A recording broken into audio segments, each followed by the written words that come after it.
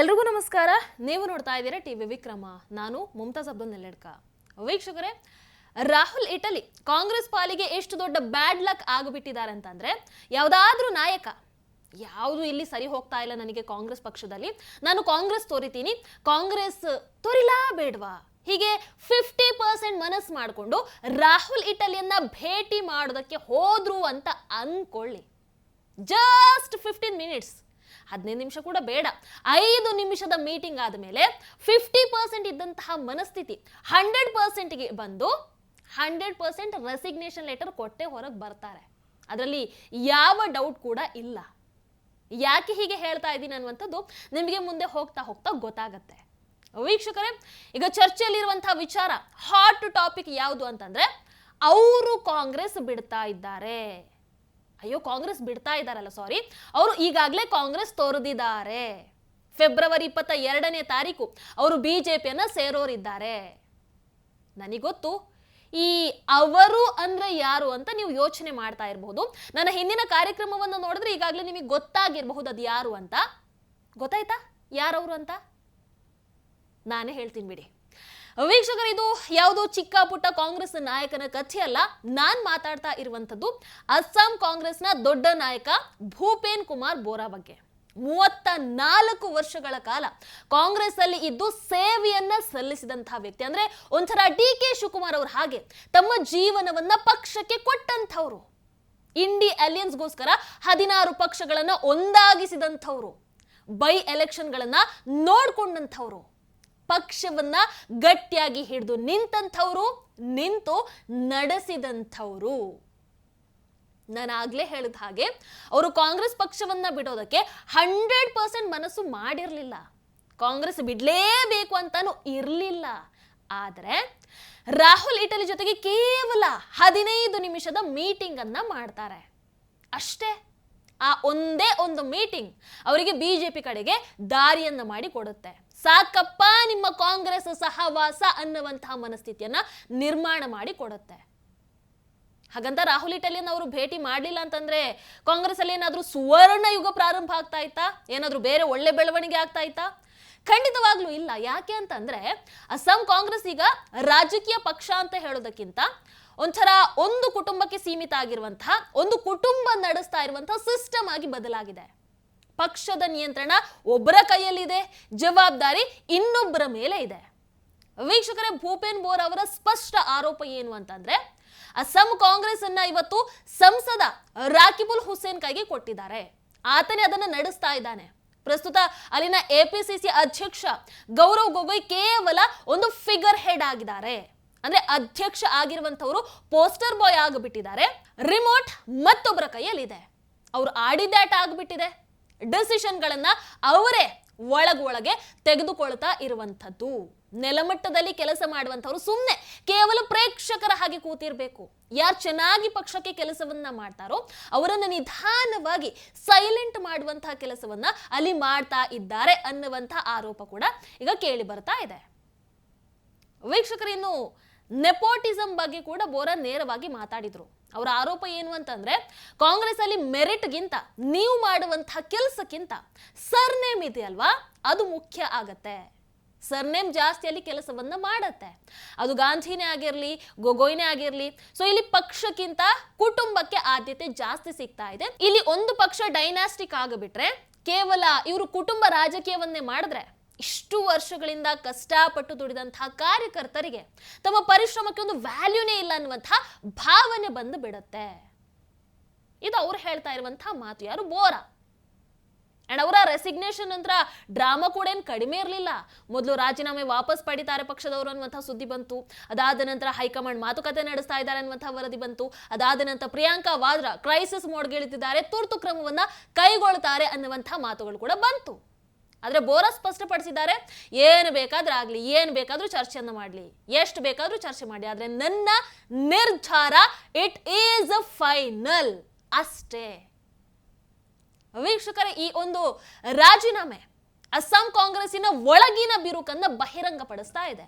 ಇದು ಕೇವಲ ಒಬ್ಬ ನಾಯಕನ ಎಕ್ಸಿಟ್ ಮಾತ್ರ ತೋರಿಸ್ತಾ ಇಲ್ಲ, ಕಾಂಗ್ರೆಸ್ ಒಳಗಿನ ಒಂದು ಸಂಪೂರ್ಣ ಕುಸಿತದ ಡೌನ್ ಫಾಲಿನ ಸೂಚನೆ ಕೂಡ ಇದು. ಹೌದಲ್ವೋ? ಈಗ ಬೋರಾ ವಿಚಾರದಲ್ಲಿ ಒಂದು ಟ್ವಿಸ್ಟ್ ಕೂಡ ಇದೆ. ಏನಂತ ಬಹುಶಃ ನಿಮಗೀಗ ಆಲ್ರೆಡಿ ಗೊತ್ತಾಗಿರುತ್ತೆ. ಫೆಬ್ರವರಿ 22ನೇ ತಾರೀಕು ಅವರು ಬಿಜೆಪಿ ಸೇರ್ತಾ ಇರುವಂಥದ್ದು. ಅಸ್ಸಾಂ ಮುಖ್ಯಮಂತ್ರಿ ಹೇಮಂತ್ ಬಿಸ್ವಾ ಶರ್ಮಾ ಸ್ವತಃ ಅವರ ಮನೆಗೆ ಹೋಗಿ ಅವರನ್ನ ವೆಲ್ಕಮ್ ಕೂಡ ಮಾಡಿದ್ದಾರೆ. ಆಮೇಲೆ ಹೇಮಂತ್ ಬಿಸ್ವಾ ಶರ್ಮಾ ಒಂದು ಮಾತನ್ನು ಕೂಡ ಹೇಳಿದ್ರು. ಕಾಂಗ್ರೆಸ್ನಲ್ಲಿ ಗುರುತಿಸಿಕೊಂಡಿದ್ದಂತಹ ಕೊನೆಯ ಒನ್ ಅಂಡ್ ಓನ್ಲಿ ಹಿಂದೂ ನಾಯಕ ಕೂಡ ಈಗ ಕಾಂಗ್ರೆಸ್ ಅನ್ನ ತೊರೆದು ಬಿಜೆಪಿಯನ್ನ ಸೇರ್ತಾ ಇದ್ದಾರೆ. Today I came to meet the former president of Assam Pradesh Congress Committee as well as the chairman of Congress Campaign Committee, Sri Bhupen Bora, who happened to be my former colleague. We worked in the Congress together for almost 22 years. In fact, we joined together in the Congress party. I left little early. He is leaving Congress he has left Congress already. He will join BJP on 22nd February. Our party president Sri Dilip Saikia will work out the details. Along with him, a good number of Congress leaders will join in Guwahati as well as in North Lakhimpur. His joining will obviously strengthen the party. As I told in the morning, I think he is the last recognized Hindu leader in the Congress party. So we are very happy to have him in our party. Our national president Sri Nitin Nabin has already approved his joining. Rather, he welcomed him. He has already he conveyed when I talked to him, he has given his approval too.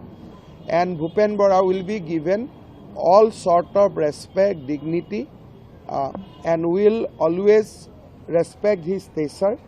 And BJP, joining BJP will be like for him it will be a homecoming, because it is almost a party with lot of people like us who doesn't have any whose fathers are not occupied any high offices.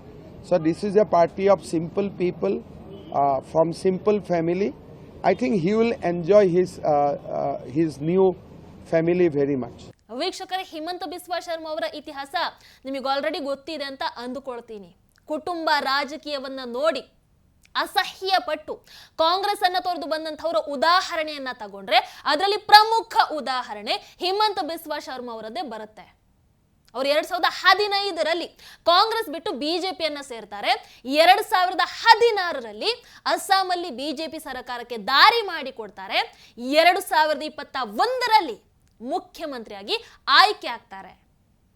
ಯಾಕೆ ಅವರು ಕಾಂಗ್ರೆಸ್ ಅನ್ನ ತೊರೆದ್ರು ಅಂತ ಕೇಳಿದ್ರೆ, ಒಂದು ದಿನ ಹೇಮಂತ್ ಬಿಸ್ವಾ ಶರ್ಮಾ ಅವರು ರಾಹುಲ್ ಇಟಲಿಯನ್ನ ಭೇಟಿ ಮಾಡಬೇಕು, ಎಲೆಕ್ಷನ್ ವಿಚಾರವಾಗಿ ಅವರ ಜೊತೆಗೆ ಡಿಸ್ಕಸ್ ಮಾಡಬೇಕು ಅನ್ನೋ ಸಲುವಾಗಿ ಅವರ ಮನೆಗೆ ಹೋಗ್ತಾರೆ.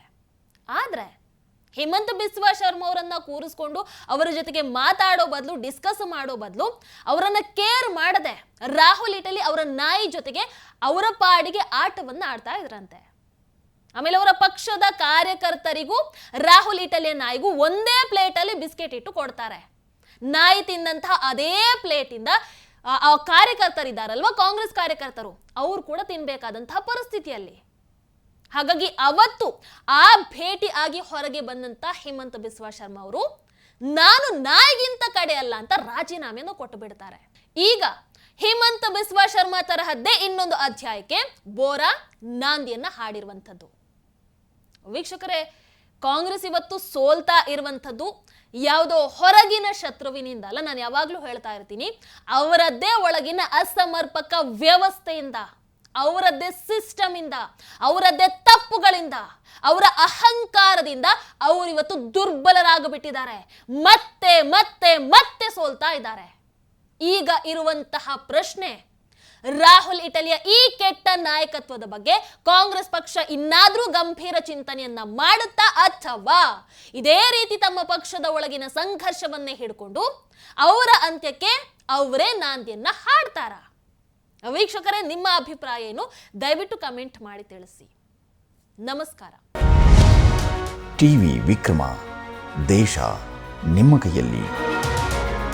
ಈ ಕಾರ್ಯಕ್ರಮ ನಿಮಗೆ ಇಷ್ಟ ಆಗಿದ್ದಲ್ಲಿ ಲೈಕ್, ಶೇರ್ ಹಾಗೂ ಕಮೆಂಟ್ ಮಾಡಿ. ಟಿವಿ ವಿಕ್ರಮದ ಕಾರ್ಯಕ್ರಮಗಳನ್ನು ನಿರಂತರವಾಗಿ ವೀಕ್ಷಿಸಲು ಸಬ್ಸ್ಕ್ರೈಬ್ ಮಾಡಿ ಬೆಲ್ ಐಕನ್ ಒತ್ತಿ